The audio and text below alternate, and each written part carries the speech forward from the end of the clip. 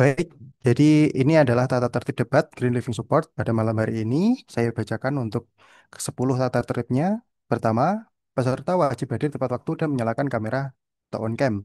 Kedua, menyatakan argumen dengan bahasa yang santun. Ketiga, menyatakan sanggahan tanpa menyinggung lawan debat.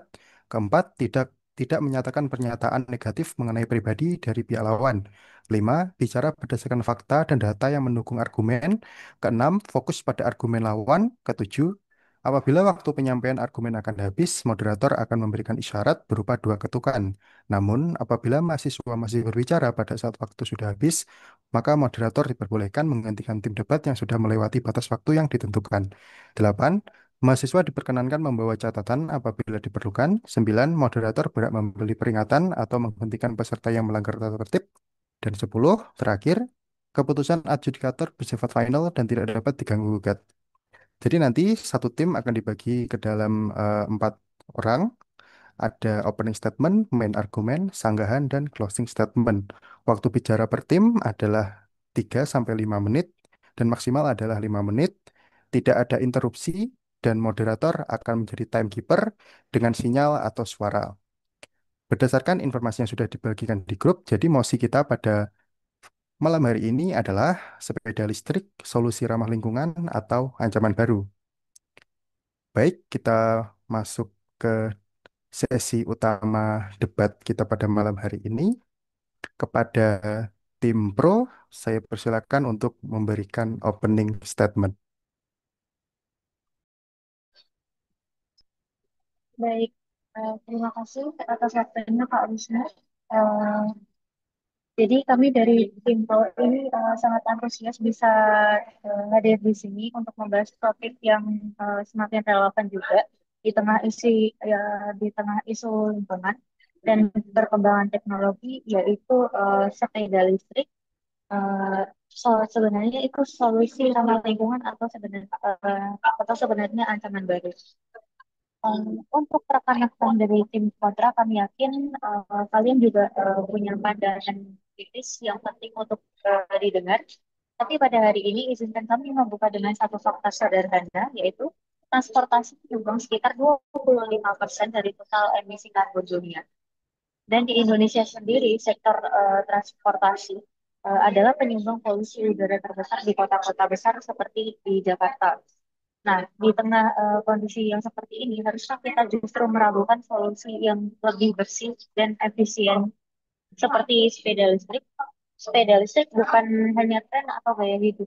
Berdasarkan data dari eh, IEA atau International Energy Agency, kendaraan listrik termasuk sepeda listrik berkontribusi besar dalam mengurangi emisi gas CO2 dan konsumsi bahan bakar fosil.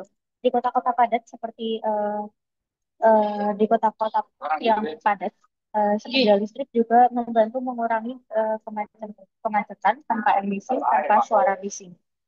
Apakah sepeda listrik punya tantangan? Pasti. Tapi mari kita bisa bicara dengan adil, apakah itu cukup untuk menyebutnya sebagai ancaman, atau justru peluang untuk memperbaiki cara kita bergerak tanpa merusak bumi. Nah, itulah yang mungkin nanti bisa kita bahas. Jadi, semoga nanti debatnya bisa berjalan dengan lancar dan eh, siapapun yang menang tetap menjadi solusi yang terbaik untuk masa depan. Terima kasih. Baik, terima kasih kepada tim kontra atas opening statementnya. Sekarang saya persilakan, mohon maaf, terima kasih kepada tim pro atas opening statementnya. Sekarang saya persilakan tim kontra untuk opening statement. Baik, terima kasih. Selamat malam bagi Dewan Juri dan Moderator. Kami dari tim kontra ingin menyampaikan bahwa meskipun sepeda listrik sering disebut sebagai solusi ramah lingkungan, pada kenyataannya tidak sesederhana itu. Kami menilai bahwa sepeda listrik itu justru berpotensi menjadi ancaman baru terhadap lingkungan maupun tatanan sosial masyarakat jika tidak diatur dengan bijak dan komprehensif. Dari sisi lingkungan, sepeda listrik memang tidak mengeluarkan emisi saat digunakan, tapi kita tidak bisa menutup mata terhadap jejak karbon dari proses produksinya, khususnya pada baterai litium yang bahan bakunya diekstraksi dari tambang yang merusak ekosistem dan mengonsumsi air dalam jumlah yang besar. Menurut laporan dari International Energy Agency, produksi baterai kendaraan listrik menyumbang emisi karbon yang signifikan, terutama di negara berkembang yang masih menggunakan energi fosil dalam proses industrinya. Lalu, dari sisi sosial dan keselamatan, meningkatnya penggunaan sepeda listrik di kota-kota besar Indonesia justru menimbulkan masalah baru seperti pelanggaran lalu lintas, kecelakaan, dan penggunaan oleh anak di bawah umur tanpa regulasi yang ketat. Berdasarkan data dari Korlantas Polri tahun 2023, terjadi peningkatan kasus kecelakaan yang melibatkan sepeda listrik, terutama karena kurangnya pemahaman penggunaan terhadap aturan lalu lintas. Bahkan, WHO sendiri pernah menyoroti bahwa sepeda listrik tanpa pengawasan dan edukasi bisa menjadi kendaraan berisiko tinggi di ruang publik. Maka dari itu, kami dari tim kontra berpandangan bahwa menyebut sepeda listrik sebagai solusi ramah lingkungan itu terlalu gegabah. Sekian dari opening statement tim kontra. Terima kasih. Baik, terima kasih kepada tim pro dan tim kontra atas opening statement yang sudah disampaikan. Selanjutnya kita akan masuk ke sesi kedua, yaitu sesi main argumen. Kepada tim pro, saya persilakan untuk memberikan main argumennya. Sebelumnya, terima kasih atas kesempatan waktu yang telah diberikan. Selamat malam, teman-teman semuanya. Saya Ataya Rahma sebagai pembicara main argumen dari tim pro. Dan pada kesempatan ini, kami mendukung mosi yang berbunyi sepeda listrik solusi ramah lingkungan atau ancaman baru. Dan kami meyakini bahwa sepeda listrik merupakan solusi ramah lingkungan yang relevan dan dibutuhkan di zaman sekarang. Argumen kami adalah sepeda listrik membantu mengurangi emisi karbon dan polusi udara. Di tengah krisis iklim global dan peningkatan jumlah kendaraan bermotor berbahan bakar fosil, kehadiran sepeda listrik menjadi alternatif yang lebih bersih dan efisien. Penggunaan sepeda listrik dapat menggantikan perjalanan dengan mobil yang berkontribusi besar terhadap emisi gas rumah kaca. Sebuah studi oleh University of Leeds menemukan bahwa jika e-bike digunakan untuk menggantikan perjalanan mobil, emisi karbon dioksida dari mobil di Inggris dapat dikurangi hingga 50%, yaitu setara dengan 30 juta ton per tahun. Setiap individu yang beralih dari mobil ke e-bike dapat menghemat rata-rata 0,7 karbon dioksida per tahun. Selain itu, sepeda listrik memiliki jejak karbon jauh lebih rendah dibandingkan kendaraan lain. Menurut penelitian dari Politeknik Montreal, sepeda listrik menghasilkan sekitar 13 gram karbon dioksida per kilometer dibandingkan dengan 60-75 gram karbon dioksida per kilometer yang dihasilkan oleh mobil listrik perkotaan. Implementasi program insentif juga menunjukkan hasil positif. Di Denver, Amerika Serikat, program subsidi sepeda listrik berhasil mengurangi 2.040 metrik ton emisi karbon dioksida pada tahun 2022. Penggunaan sepeda listrik dalam program ini menggantikan rata-rata 3,4 perjalanan mobil per minggu dengan bersepeda listrik. Dengan data dan studi ini, jelas bahwa sepeda listrik bukan hanya alternatif transportasi yang efisien, tetapi juga solusi nyata dalam upaya mengurangi emisi karbon dan polusi udara. Oleh karena itu, kami menegaskan bahwa sepeda listrik adalah solusi ramah lingkungan yang patut didukung. Sekian main argumen dari kelompok pro. Terima kasih. Baik, terima kasih kelompok tim pro atas main argumennya. Sekarang saya persilakan tim kontra untuk memberikan main argumennya. Baik, kami dari tim kontra menolak mosi bahwa sepeda listrik adalah solusi ramah lingkungan. Justru sebaliknya, sepeda listrik adalah ancaman baru yang terselubung di balik narasi hijau yang menyesatkan. Alasan atau argumen yang pertama yaitu dilihat dari sisi produksi. Sepeda listrik menggunakan baterai lithium ion yang bahan bakunya seperti litium, kobalt, dan nikel yang diambil melalui proses penambangan yang sangat merusak lingkungan. Menurut Amnesty International, penambangan kobalt di Kongo tidak hanya merusak tanah dan mencemari air, tetapi juga melibatkan praktek eksploitasi manusia. Selain itu, setiap 1 kWh baterai lithium ion menghasilkan emisi hingga 200 kg CO2 dan proses ekstraksi lithium di Chili menghabiskan lebih dari 2 juta liter air per tonnya. Yang alasan kedua yaitu kita belum memiliki infrastruktur daur ulang baterai yang layak. Global Battery Alliance mencatat bahwa hanya 5% baterai lithium ion yang berhasil didaur ulang secara global. Sisa baterai berakhir sebagai limbah berbahaya yang mencemari tanah dan air serta berpotensi menimbulkan kebakaran. Bukannya mengurangi jejak karbon, kita justru menciptakan bom waktu di lingkungan baru. Alasan yang ketiga yaitu berbicara soal sumber energi di Indonesia, lebih dari 60% listrik masih berasal dari PLTU batubara. Ini berarti ketika Anda mengisi daya sepeda listrik, maka sebenarnya tetap menyumbang pada polusi udara dan emisi gas rumah kaca. Sepeda listrik dalam konteks ini bukan solusi transisi energi, tapi justru memperkuat ketergantungan pada energi fosil. Alasan yang keempat yaitu sepeda listrik mendorong gelombang baru konsumerisme. Alih-alih menggantikan kendaraan bermotor, sepeda listrik justru menambah jumlah kendaraan pribadi di jalan. International Transport Forum melaporkan bahwa tren sepeda listrik di Asia lebih dipengaruhi oleh gaya hidup, bukan karena kesadaran lingkungan. Artinya ini bukan peralihan, melainkan penambahan beban lingkungan. Yang alasan terakhir yaitu aspek regulasi dan keamanan yang juga belum memadai. Penggunaan sepeda listrik di kota-kota besar seringkali tidak diiringi dengan infrastruktur jalan yang sesuai. Di Jakarta misalnya, kepolisian melaporkan peningkatan kecelakaan penggunaan sepeda listrik karena tidak hanya adanya jalur khusus dan ketidaktahuan pengguna terhadap peraturan lalu lintas. Jadi, apakah sepeda listrik benar-benar solusi ramah lingkungan atau hanya ancaman baru yang dikemas dalam teknologi hijau? Kami percaya tanpa transisi energi bersih, sistem daur ulang yang matang, dan regulasi ketat, sepeda listrik hanyalah bentuk lain dari greenwashing. Oleh karena itu, kami tim kontra menolak mosi ini. Terima kasih. Baik, terima kasih kepada tim kontra atas main argumen yang sudah diberikan. Lalu sekarang kita masuk ke sesi ketiga terkait sesi sanggahan. Jadi kepada tim pro saya berikan kesempatan untuk memberikan sanggahan kepada tim kontra.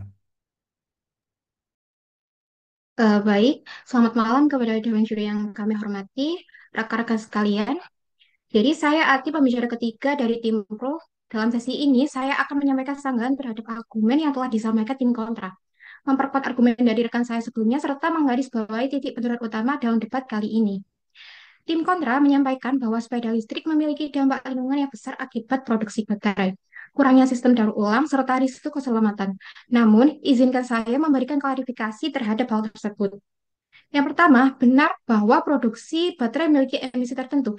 Namun, jika kita membandingkannya dengan siklus hidup kendaraan bermotor konvensional, mulai dari pembakaran bensin, emisi knalpot, hingga polusi udara, sepeda listrik tetap menghasilkan emisi yang lebih jauh lebih rendah secara keseluruhan. Sebuah studi dari Transport and Environment tahun 2020 menunjukkan bahwa bahkan ketika daya listrik diambil dari PLTU batubara, sepeda listrik masih 3 kali lebih efisien dalam emisi karbon dibanding motor bensin.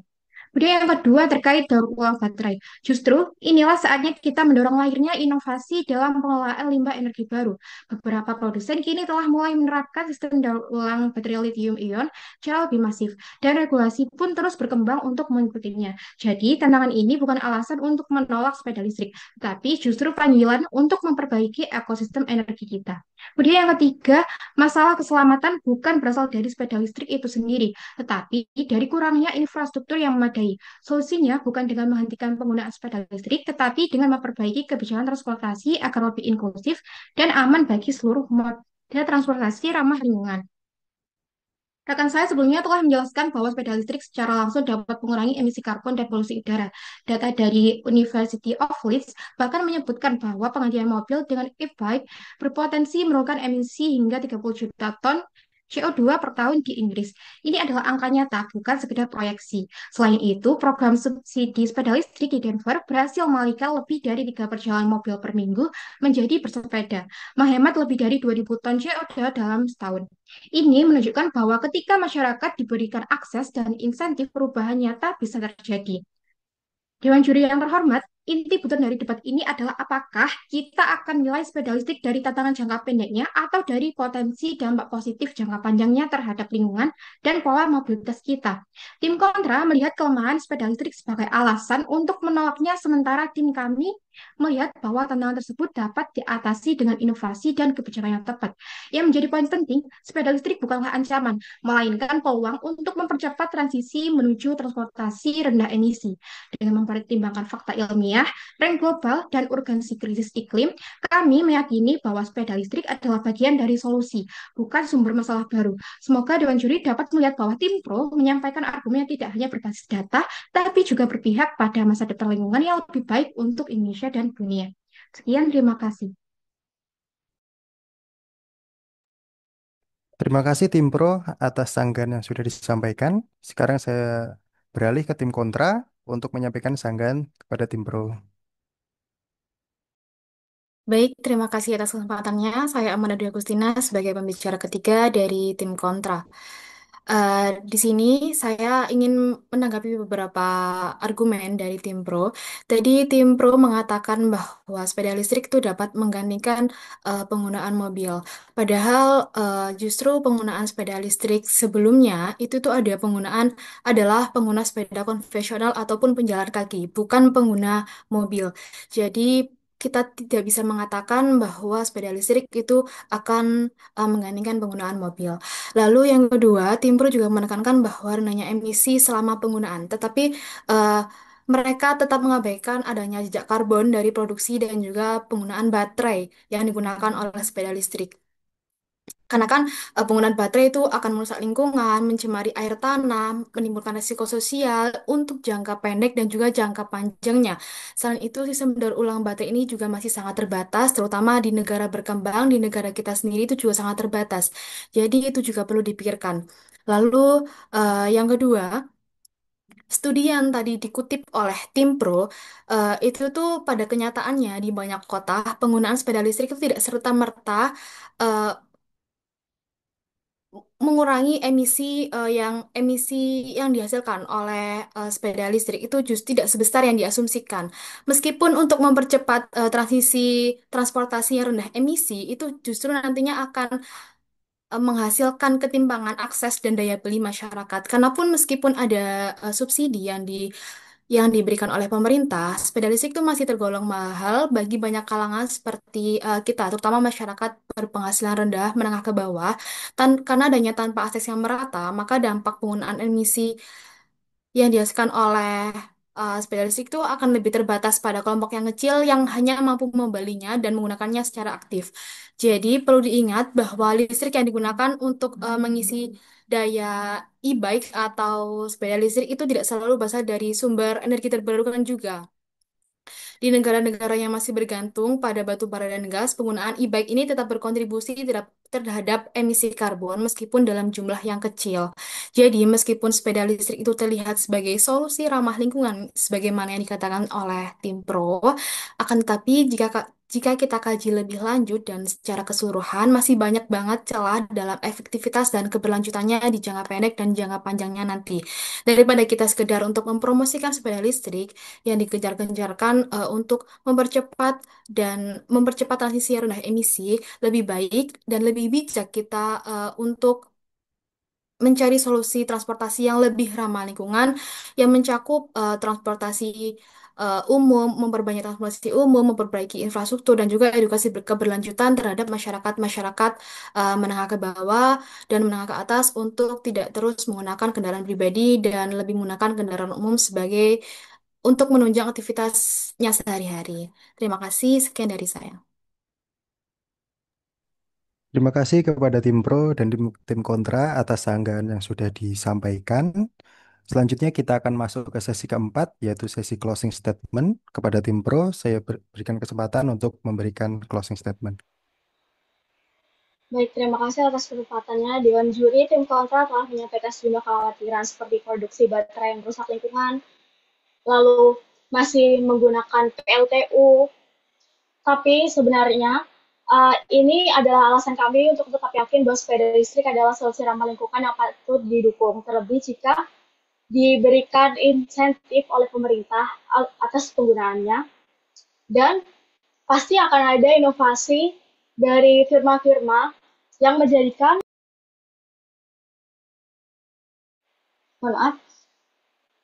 yang menjadikan sepeda listrik ini memiliki teknologi yang lebih lanjut lagi.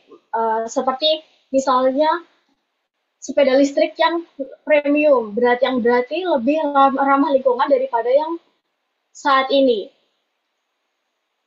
Ada banyak kekhawatiran yang diberikan, tapi dampak lingkungan dari sepeda listrik ini terbukti lebih kecil. Memang betul bahwa produksi baterai memiliki dampak, tapi skala dampaknya jauh lebih kecil dibandingkan mobil listrik, apalagi mobil bensin. Terlebih kan di Indonesia saat ini tidak semua daerah itu memiliki sistem transportasi publik yang memadai. Bahkan untuk bus kota itu hanya ada di beberapa kota besar seperti Surabaya, Semarang, dan Jakarta. Lalu bagaimana dengan kota-kota kecil yang masih belum semaju itu? Mereka masih mengandalkan transportasi individu, maksudnya seperti mobil, motor sendiri begitu. Dan sangat susah untuk menjangkau transportasi publik yang diberikan oleh masyarakat itu sendiri seperti angkot gitu. Dan jika kita menggunakan ojol itu sebenarnya sama juga dengan tidak ramah lingkungan.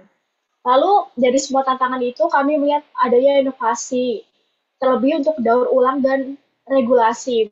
Ini semua dapat diperbaiki. Jadi itu bukan alasan untuk menolak. Justru adopsi teknologi ini bisa memicu perubahan dari infrastruktur, aturan, hingga kesadaran publik. Dan semua kemajuan itu dimulai dari tantangan. Lalu sudah jelas bahwa emisinya lebih rendah, bahkan dengan listrik batubara, bahkan lebih kecil daripada motor dan mobil karena efisiensinya yang sangat tinggi. Ini didukung oleh banyak studi, tapi ada beberapa yang kami jelaskan di sini. Dari studi University of Leeds, ini sepeda listrik dapat mengurangi emisi hingga 30 juta ton CO2 per tahun di Inggris. Dan rata-rata individu bisa menghemat 0,7 ton CO2 per tahun hanya dengan beralih ke e-bike. Dan jejak karbon yang rendah juga, lalu ada program subsidi di Denver untuk menggantikan rata-rata perjalanan mobil per minggu dengan beralih ke sepeda listrik. Dan itu mengurangi lebih dari 2.000 ton CO2 hanya dalam 1 tahun. Kita perlu tahu bahwa sektor transportasi adalah salah satu sektor penyumbang terbesar emisi karbon yang berdampak pada perubahan iklim. Jadi intinya sepeda listrik itu bukan ancaman, tetapi peluang. Peluang bagaimana kita mengadakan perubahan secepat mungkin, karena krisis iklim ini tidak menunggu terlalu lama untuk kita melakukan inovasi. Kita perlu pergerakan sekarang, revolusi, inovasi. Jadi peluang untuk mengurangi emisi, untuk mengurangi polusi udara, dan membuka jalan menuju transportasi yang lebih bersih dan berkelanjutan dan ramah lingkungan. Seperti itu. Jadi kita benar-benar peduli dengan masa depan bumi, dengan aksi yang secepatnya. Jadi sepeda listrik ini bukan hanya perlu untuk didukung, tapi harus diprioritaskan. Dan intinya adalah seberapa cepat kita bisa dapat melakukan perubahan itu untuk menanggulangi krisis iklim. Sekian dari saya, terima kasih. Baik, terima kasih kepada tim Pro atas closing statement yang sudah disampaikan. Sekarang saya beralih ke tim kontra. Saya persilakan untuk memberikan closing statement.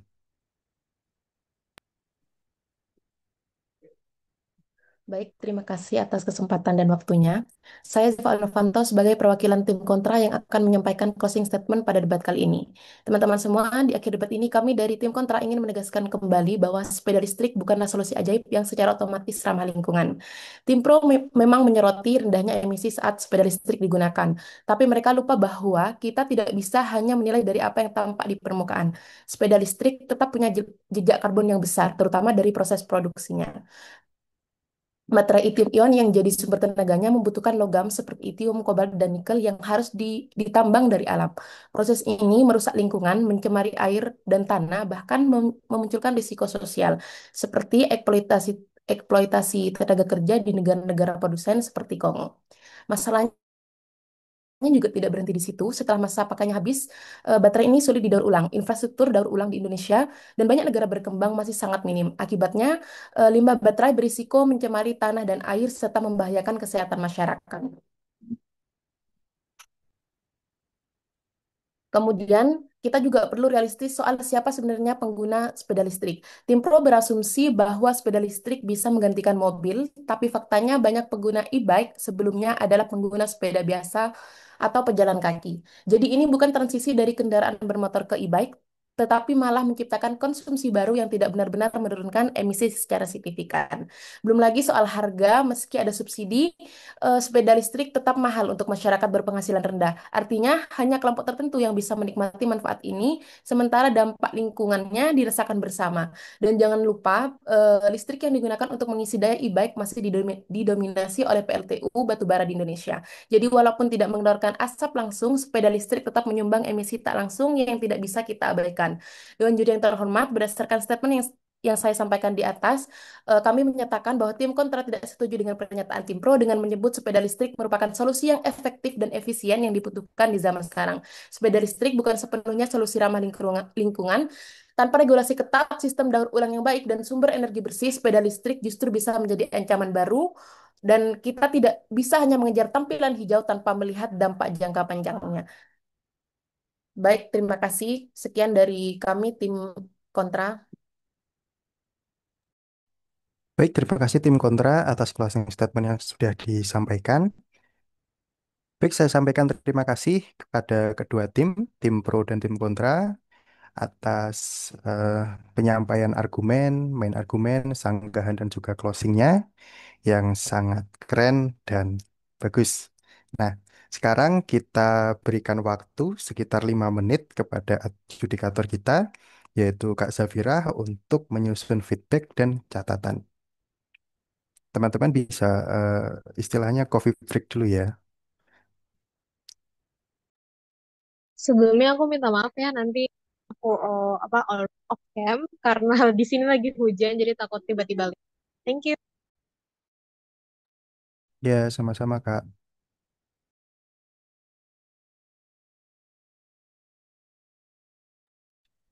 Kak Zafira, kita bisa mulai lagi jam 8 gitu ya. Oh iya ya, oke. Ya.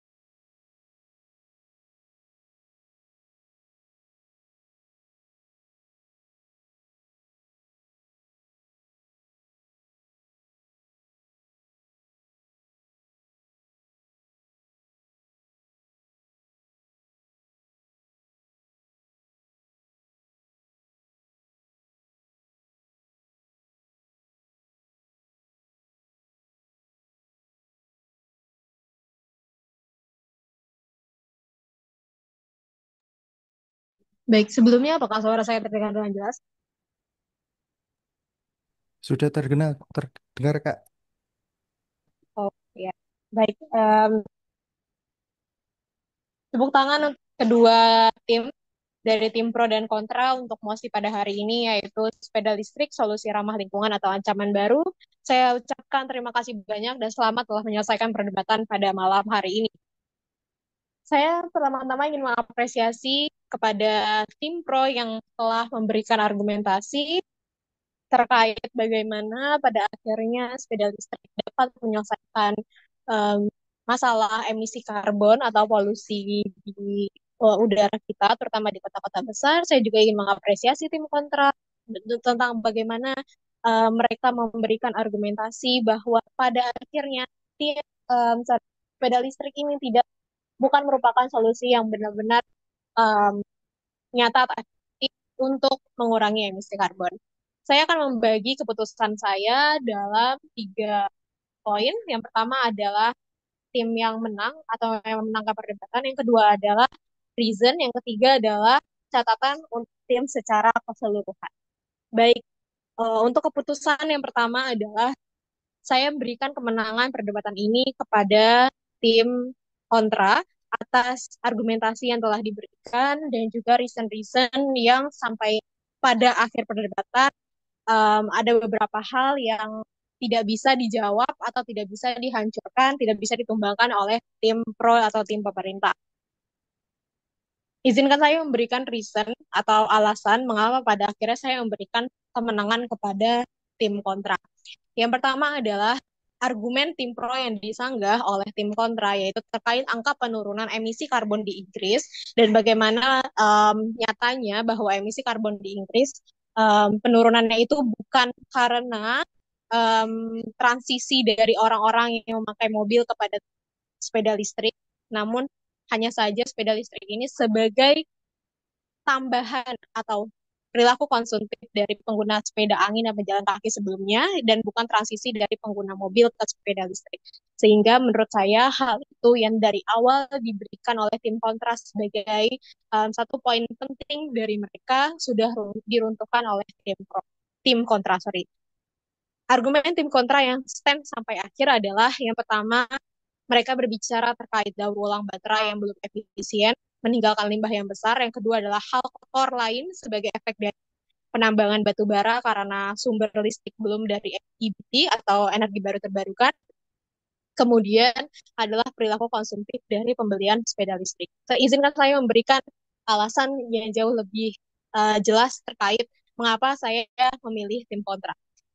Pada akhirnya, sebenarnya saya menangkap beberapa poin yang sangat baik dari tim pro, seperti ketika tim pro mengatakan bahwa daur ulang dan regulasi terkait sepeda listrik harus terus dapat diperbaiki dan diinovasi. Kemudian juga tim pro mengatakan bahwa um, kecelakaan dari lalu lintas sepeda listrik itu harus um, harus dijadikan sebagai tanda bahwa kita harus terus memperbaiki infrastruktur dari transportasi kita atau infrastruktur dari jalan-jalan kita.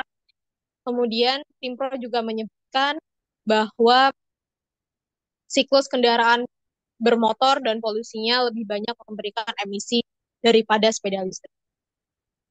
Pada akhirnya, kenapa saya tidak bisa mengkredit terlalu banyak terkait poin ini adalah karena belum ada elaborasi argumentasi yang segitu tajam atau segitu lengkap, komprehensif dari tim pro. Saya menyayangkan bahwa statement-statement ini hanya sebagai statement yang ada di permukaan dasar saja, tapi tidak dielaborasi atau tidak dijelaskan secara rinci oleh tim pro. Misal, saya memberikan contoh. Ketika tim pro mengatakan bahwa harus ada inovasi dari daur ulang dan regulasi, tim pro bisa mengatakan bahwa mekanisme seperti apa yang mereka inginkan, regulasi seperti apa yang mereka inginkan. Mereka bisa membandingkan regulasi yang sudah ada di saat ini. Misalnya di Indonesia sudah ada regulasi seperti apa terkait kebijakan sepeda listrik ini atau kendaraan listrik lain. Kemudian dibandingkan dengan regulasi kendaraan listrik atau regulasi sepeda listrik yang Anda inginkan, yang Anda rasa bahwa ini akan menjadi lebih baik di masa depan. Itu Anda bisa memberikan kepada tim kontra argumen seperti itu. Kalau pada poin-poin tadi, tim pro berhasil mengelaborasikan lebih dalam, mengelaborasikan lebih jelas terkait um, poin-poin mereka, saya rasa saya bisa memberikan kemenangan terhadap tim pro. Namun pada akhirnya, sekali lagi sangat disayangkan bahwa tim pro tidak bisa memberikan argumentasi yang matang dari poin tersebut. Tim kontra, mereka mampu untuk melihat celah-celah dari tim pro, sehingga mereka memberikan argumentasi yang jauh lebih kuat dibandingkan tim pro. Ya, tim kontra memberikan argumentasi yang lebih kuat dibandingkan tim pro. Yang mana mereka menjelaskan bahwa sepeda listrik ini pada akhirnya memberikan konsumtif menandakan perilaku konsumtif dari masyarakat karena sepeda listrik itu bukan pengganti dari mobil melainkan merupakan penambah dari kendaraan rumah tangga konsumen gitu dari orang-orang yang punya cuma satu buah um, motor yang berbahan bakar fosil punya satu mobil, kemudian pakai lagi sepeda listrik. Dan tidak ada data yang begitu signifikan yang mengatakan bahwa memang um, rumah tangga akhirnya berhenti menggunakan mobil mereka dibandingkan ketika mereka sudah menggunakan sepeda listrik. Kemudian keputusan yang ketiga, saya ingin memberikan catatan secara keseluruhan kepada kedua tim bahwa pertama bicara lebih banyak juga terkait efisiensi. Saya paham bahwa ketika di dalam komunitas ini GLS kita berbicara tentang lingkungan, kita berbicara tentang emisi karbon dan sebagainya, tapi jangan lupakan bahwa ini adalah sesi kalian untuk berdebat, sesi kalian untuk berargumen. Akan sangat baik ketika Anda juga berbicara terkait argumentasi-argumentasi lain atau cakupan-cakupan argumentasi lain di dalam perdebatan ini. Misalnya adalah efisiensi. Pertanyakan bagaimana efisiensi dari penggunaan kendaraan bermotor dibandingkan kendaraan listrik atau sepeda listrik. Pertanyakan efisiensi, apakah kalau seandainya sepeda listrik ini ada, apakah infrastruktur kita sudah mumpuni, apakah regulasi kita sudah siap, apa masyarakat kita sudah siap, itu yang harus dipertanyakan. Kemudian kalau seandainya kendaraan bermotor, pun kalau seandainya kita ingin mempertahankan kendaraan bermotor, apakah itu akan tetap baik secara jangka panjang untuk lingkungan kita? Apakah itu akan secara jangka panjang baik untuk infrastruktur kita? Kalau seandainya ingin dirubah kapan? Ingin dirubah seperti apa dan mekanisme seperti apa? Itu harus lebih dipertajam oleh kedua sisi, baik tim pro dan kontra. Yang kedua, pertajam regulasi yang ada di Indonesia. Seperti saya berikan tadi, baca undang-undang apa yang sudah ada di Indonesia terkait MOSI ini. Baca regulasi-regulasi yang sudah ada terkait MOSI ini. Anda bisa melihat celah-celah ketika Anda merasa bahwa regulasi ini seharusnya diperbaiki di poin A, B, dan C. Anda bisa mengatakan bahwa pemerintah harusnya bisa melakukan hal-hal yang lebih canggih dibandingkan regulasi A misalnya, dibandingkan pasal A yang telah ada di dalam undang-undang misalnya. Anda bisa memberikan masukan-masukan seperti itu dibandingkan hanya menyebutkan data-data yang sudah ada. Karena pada dasarnya perdebatan tidak hanya melatih Anda untuk berbicara, tapi juga melatih Anda untuk berpikir, untuk memberikan ide baru apa yang bisa dilakukan di dalam sosial kita, di dalam masyarakat kita untuk perubahan yang lebih baik. Yang ketiga adalah tetapkan batasan yang signifikan. Anda ingin berbicara itu untuk negara mana? Anda berbicara apakah untuk seluruh dunia atau Anda berbicara Indonesia saja? Saya paham mungkin ada banyak contoh-contoh di Indonesia seperti di kota-kota besar, namun ketika memberikan contoh itu di Inggris, jangan Anda bandingkan dengan regulasi yang ada di Indonesia. Misal, ketika ada penurunan emisi karbon yang ada di Inggris, lalu Anda bandingkan dengan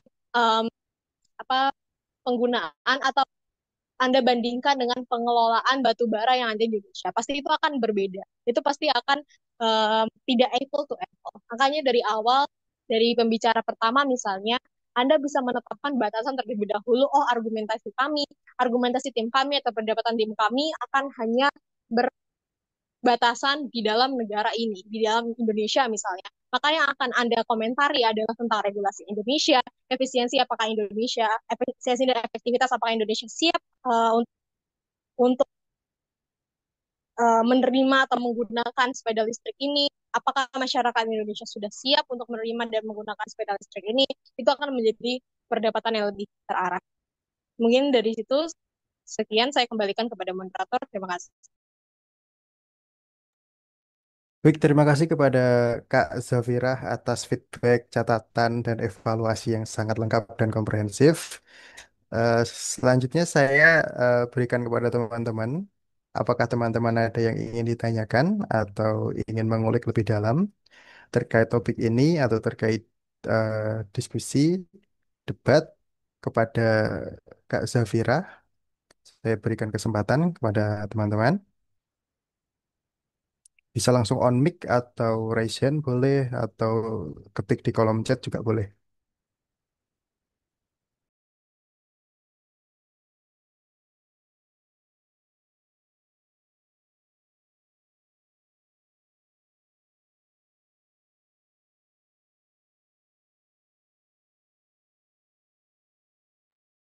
Bagi teman-teman yang merasa tidak terima dengan keputusan ini, monggo.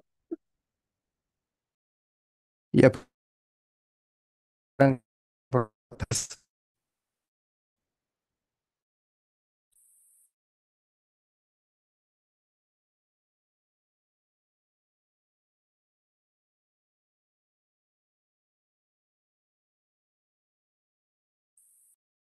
Jika teman-teman sudah tidak ada yang bertanya, kita lanjut ke sesi akhir aja ya, teman-teman, yaitu sesi dokumentasi dulu untuk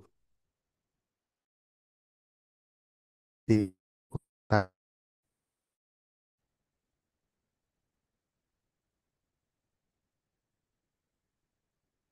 Kak Zafira mungkin sekalian on cam. Aku nggak bisa itu. Maaf Oh ya. iya iya. Aku Ya, riak aja, aku riak. ya nanti instruksi dari saya ya. Jadi hitungan ketiga nanti Mbak Arliana eh, dokumentasi. Satu, dua, tiga.